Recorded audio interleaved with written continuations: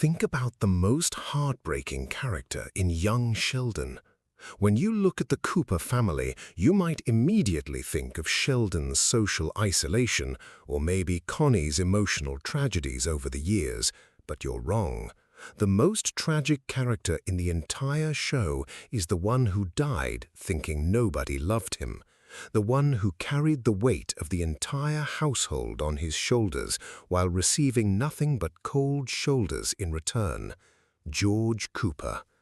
For 7 seasons, we laughed at his dad jokes, his love for brisket, and his daily struggles to maintain peace. But beneath the surface of that easygoing, beer-drinking exterior, George was living in a silent, psychological prison.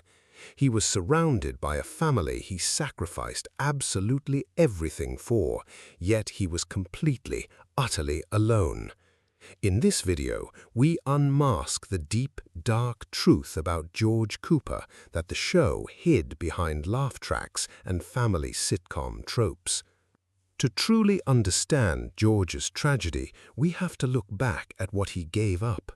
George Cooper wasn't always just a high school football coach with a beer gut.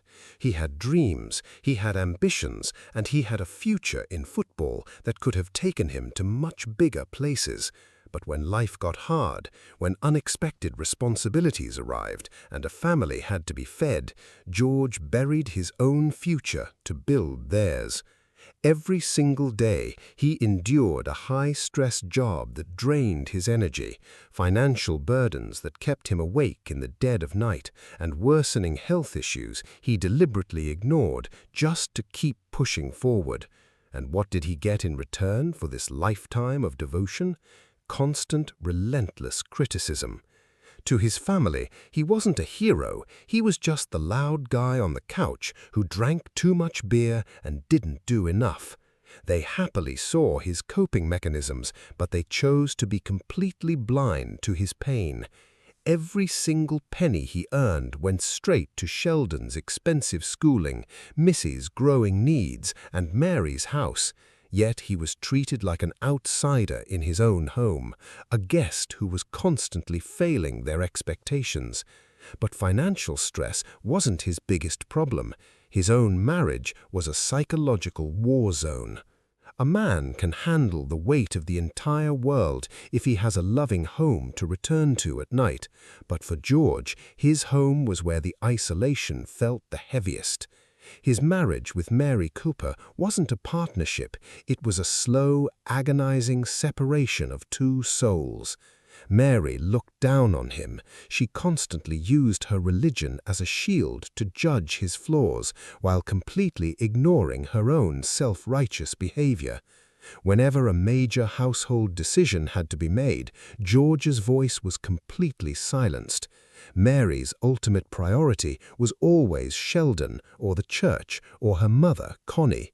Speaking of Connie, George had to endure a mother-in-law who lived just across the street and made it her life's mission to constantly emasculate him. She insulted his weight, questioned his intelligence, and openly doubted his worth as a provider right in front of his own children. Imagine the psychological toll of coming home every single day, completely exhausted from trying to keep a roof over your family's head, only to realize that nobody sitting in that living room actually respects you. If his own wife didn't support him, did his children at least appreciate him? The answer is truly heartbreaking. George Cooper was a father to 3 completely different children, yet he was a stranger to all of them. Sheldon, his brilliant son, openly viewed his father as an intellectual inferior. Sheldon mocked his intelligence for years, creating an emotional barrier that George could never truly cross, no matter how hard he tried to connect through football or science. Georgie was rebellious and angry, constantly pushing away his father's guidance and making him feel like a failure as a mentor until it was almost too late. And Missy, while sharing some close, genuine emotional moments with him, was deeply trapped in her own chaotic teenage world. George literally had no one to talk to. He couldn't share his fears of financial failure with Mary without being judged or lectured. He couldn't share his emotional burdens with his kids. He was a ghost walking through his own hallway, a man wearing a mask of strength while drowning inside. This ultimate isolation is what drives a human being to the absolute edge. When you are surrounded by people who share your last name, but nobody actually knows who you are, you begin to look for comfort in the darkest places. And that brings us to the most misunderstood part of his life, the Brenda Sparks situation. The show flirts with the idea of George cheating on Mary with their lonely neighbor, Brenda Sparks, but if you look past the superficial drama, you see something much deeper than simple lust. George didn't go to Brenda because he wanted an affair. He went to Brenda because he desperately wanted to feel human again. Brenda was lonely, and George was starving for affection and basic human kindness. For the first time in decades, George found someone who didn't nag him, didn't judge his choices, and didn't look at him like he was a massive disappointment. They were just two broken people sitting in a dark, quiet garage, sharing a silent understanding of grief and exhaustion. It was a cry for help. It was a desperate attempt by George to hear someone say, "I see you, you matter, and you are doing a good job."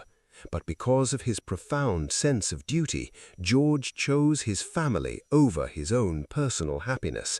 He went back to his cold marriage, back to the silent, tense dinners, and back to the overwhelming loneliness.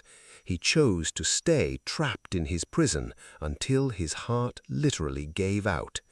And then the sudden end came. George Cooper died of a heart attack, completely unexpected.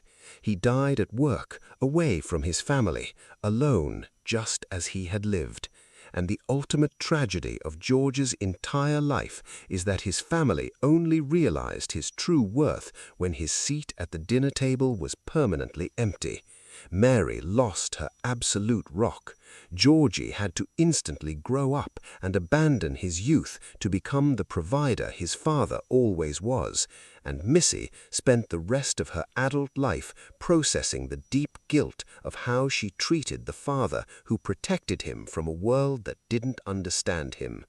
George Cooper represents millions of real-life fathers across the world, the silent providers, the men who carry the heaviest emotional storms entirely alone, who hide their tears behind a can of beer, and who die in complete silence so their family can live in total comfort.